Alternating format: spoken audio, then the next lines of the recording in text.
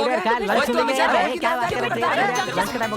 भोली सी सूरत, आंखों में मस्ती, आए हाय।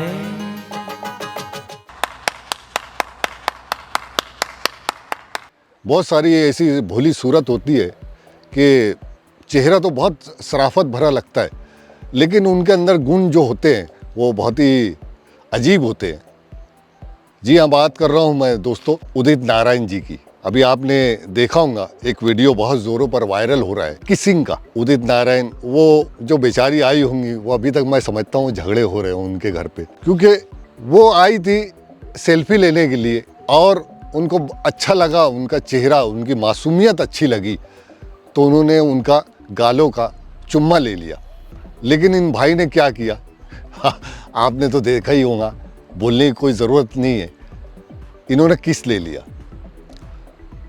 सिंगरों में भी दोस्तों बहुत सारे ऐसे होते हैं जिनको ज़्यादा जो ताम झाम बर्दाश्त नहीं होता। बहुत से लोग हैं ऐसे जिनको इन्हें सेलिब्रिटी आते हैं, वो उनका प्यार रहता है, लेकिन मैं जहाँ तक के समझता हूँ उसका ये मतलब नहीं है कि उस लड़की का आप किस ले ले, अच्छी बात नहीं है, मैं जहाँ तक के समझता हूँ।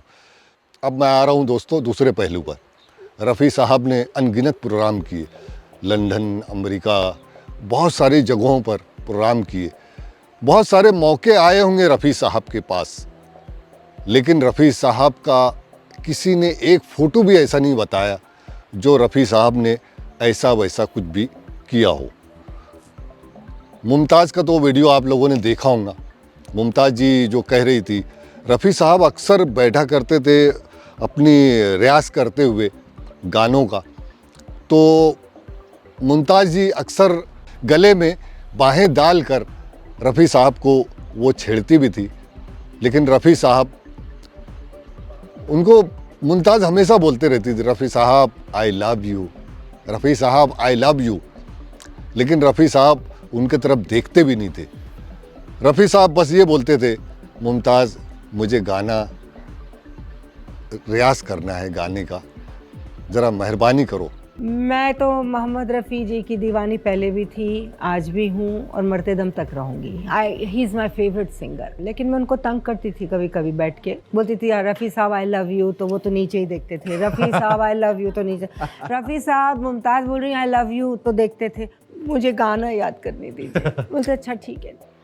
और इसी वजह से दोस्तों रफ़ी साहब ने अपनी औलादों को फिल्म इंडस्ट्री में आने से मना किया था। ये जानकारी मैं आपको बताता चलूँ दोस्तों कि रफ़ी साहब कहते थे कि ठीक है मैं तो आ गया हूँ, मेरा शौक़ था, लेकिन मैं मेरी औलादों को इसमें मैं एंट्री नहीं करने दूँगा, क्योंकि ये लाइन जो है ये बड़ी ही ख़तरनाक है। ये फील्ड ऐसी है फिल्म इंडस्ट्री की, मौत के ऊपर भी शराब पीते हैं, खुशी में भी शराब पीते हैं, गम में भी शराब पीते हैं, हर जगह शराब।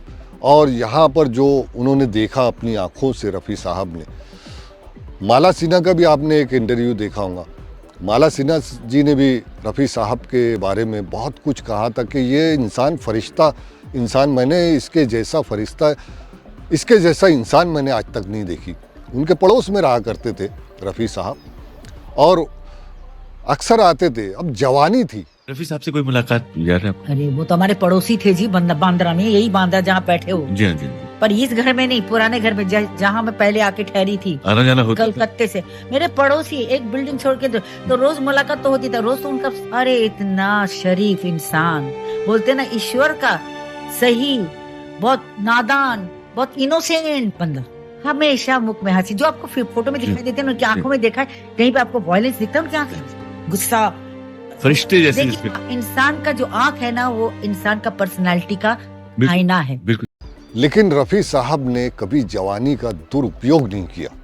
वो भी सिंगर थे और ये भी सिंगर है, आप देख सकते हैं दोस्तों इनको।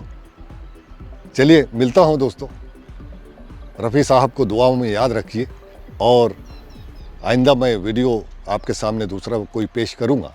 तब तक के लिए जय हिंद दोस्तों।